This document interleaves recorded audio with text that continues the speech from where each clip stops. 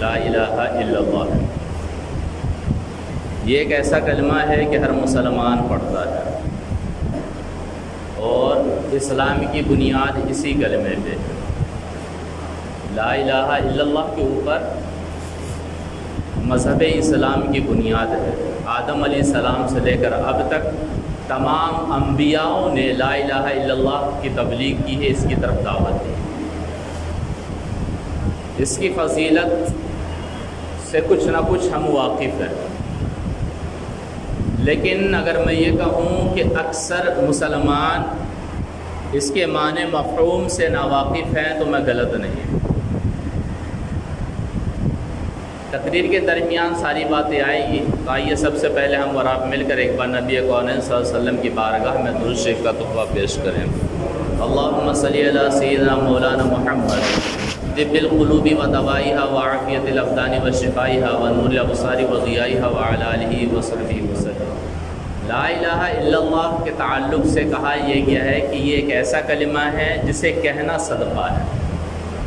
اگر آپ کے پاس پیسے نہیں ہیں دینے کے لیے راہ خدا میں، تو کم سے کم لا الہ الا اللہ کا ذکر تو کر ہی سکتے۔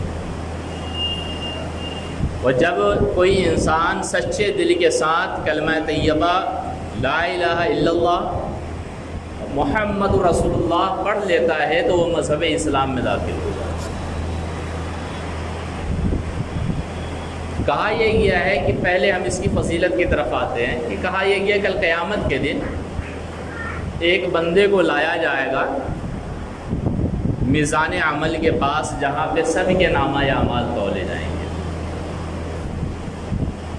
اور اس کے سامنے 99 رجسٹر اس کے گناہ کے کھول دیے جائیں گے، اور ہر ایک رجسٹر کی لمبائی وہاں تک ہوگی جہاں تک اس کی نگاہوں کی حد ہوگی، جہاں تک یہ آنکھوں سے دیکھ سکتا ہے اتنی بڑی اس کی رجسٹر ہوگی۔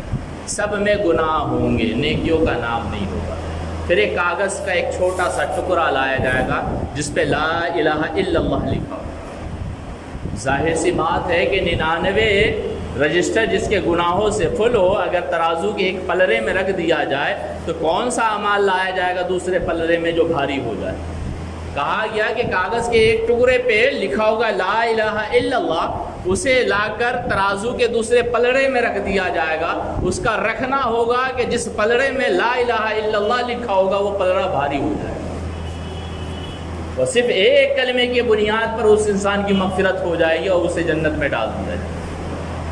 تو آپ سوچ سکتے ہیں کہ کائنات کی ساری چیزوں کو اگر ایک ترازو کے ایک پلڑے میں رکھ دیا جائے اور کلمہ طیبہ کے ایک حصے کو دوسرے میں رکھ دیا جائے تو ساری چیزیں مل کر بھی کلمہ طیبہ کا وزن نہیں اٹھا سکتی۔ نبی صلی اللہ علیہ وسلم فرماتے ہیں کہ قیامت کے دن سب سے زیادہ میری شفاعت کا حقدار وہ انسان ہوگا جس نے سچے دل کے ساتھ لا الہ الا اللہ کہا ہو۔ سچے دل کے ساتھ، سچی نیت کے ساتھ اگر دنیا میں کوئی کہتا ہے لا الہ الا اللہ، تو نبی صلی اللہ علیہ وسلم فرماتے کہ قیامت میں سب سے زیادہ میری شفاعت کا اگر کوئی حقدار ہوگا تو یہ بندہ ہوگا۔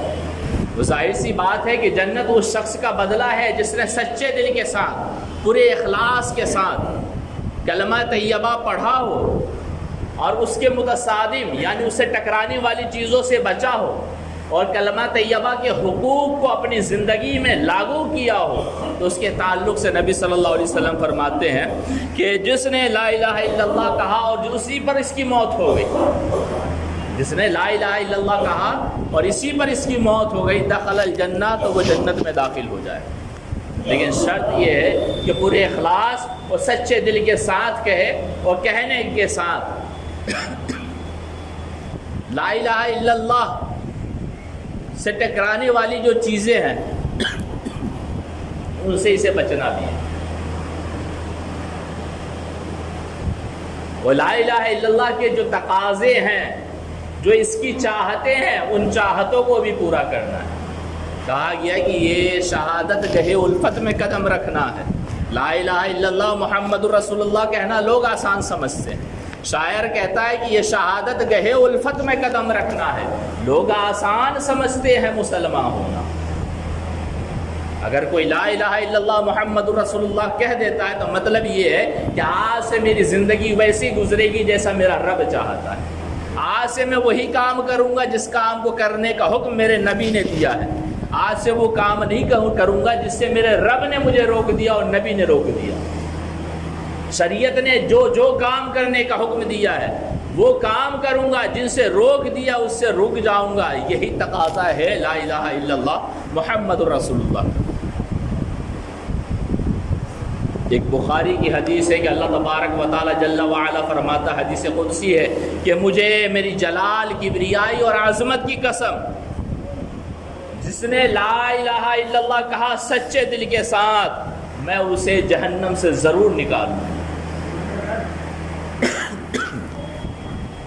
اگر کوئی سچے دل کے ساتھ لا الہ الا اللہ کہتا ہے تو اللہ تبارک و تعالیٰ کہتا مجھے میری عظمت اور جلال کی قسم، میں اسے جہنم میں نہیں رہنے دوں گا، جہنم سے نکال دوں گا۔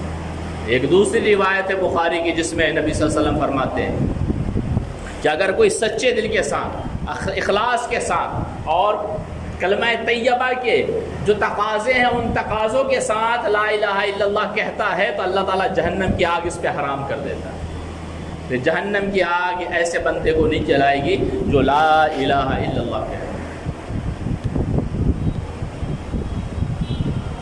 حضرت شیخ محی الدین علامہ محی الدین ابن العربی رحمۃ اللہ تعالیٰ علیہ فرماتے ہیں کہ مجھ تک ایک حدیث پہنچی۔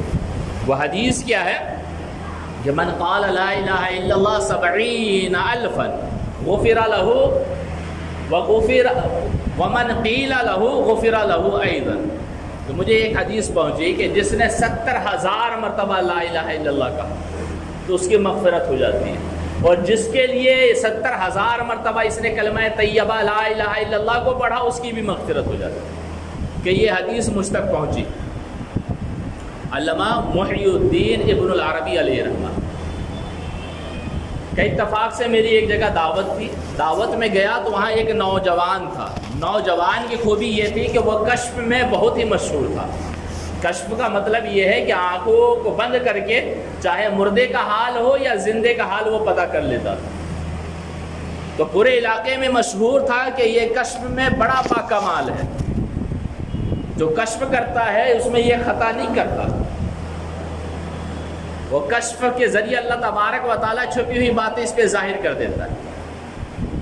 کہ وہ بندہ بھی دعوت میں شامل تھا۔ تھوڑی دیر بیٹھا رہا، آنکھیں بند کیا، پھر تھوڑی دیر کے بعد رونے لگا۔ ہم پوچھے کہ بھائی تو رو کیوں رہا ہے؟ وہ کہتا یہ ہے کہ میری والدہ کچھ سال پہلے انتقال کر گئی تھی اور آج کشف کے ذریعے دیکھا کہ اس کے حالات کیا ہے تو پتہ چلا کہ وہ عذاب میں مبتلا ہے۔ کہ کئی سال پہلے میری والدہ انتقال کر گئی تھی اور کشف کے ذریعے آج دیکھا تو ان کی حالت یہ پایا کہ وہ عذاب میں مبتلا ہے، اور اپنی ماں کو عذاب میں دیکھ کر مجھے رونا آ رہا ہے۔ حضرت شیخ محی الدین ابن العربی فرماتے کہ مجھے یہ حدیث پہلے سے پہنچی تھی، اور اتفاق یہ کہ 70,000 مرتبہ میں نے کلمہ طیبہ کا ورد کر رکھا تھا، یہ کسی کو پتہ نہیں۔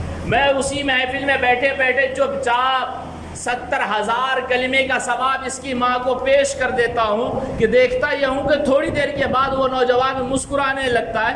پوچھتے مسکرا کیوں رہا ہے؟ تو کہتا یہ ہے کہ اب میری والدہ کی مغفرت اللہ تبارک و تعالیٰ فرما کر اسے بہترین حال میں کر دیا۔ اب تک وہ عذاب میں تھی، لیکن اب تھوڑی دیر کے بعد دیکھتا یہ ہوں کہ اللہ کا فضل و کرم ایسا ہوا کہ میری ماں سے عذاب ہٹا کر اس کا حال بہترین کر دیا، اس کی حالت بہتر ہو گئی ہے۔ علامہ محی الدین ابن العربی فرماتے ہیں کہ اس حدیث کی صحت کو اور درستگی کو میں نے اس کے کشف کے ذریعے پہچان لیا، اور اس کا کشف کتنا مضبوط ہے اسے میں نے اس حدیث کے ذریعے جانچ لیا۔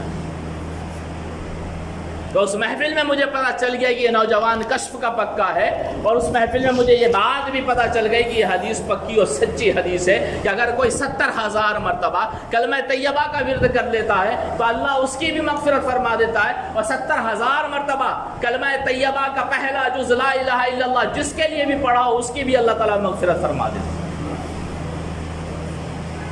یہ کلمہ طیبہ ہے، اور ہمارا کلمہ 2 حصوں سے بنا ہے۔ پہلا حصہ لا الہ الا اللہ، دوسرا حصہ محمد رسول اللہ۔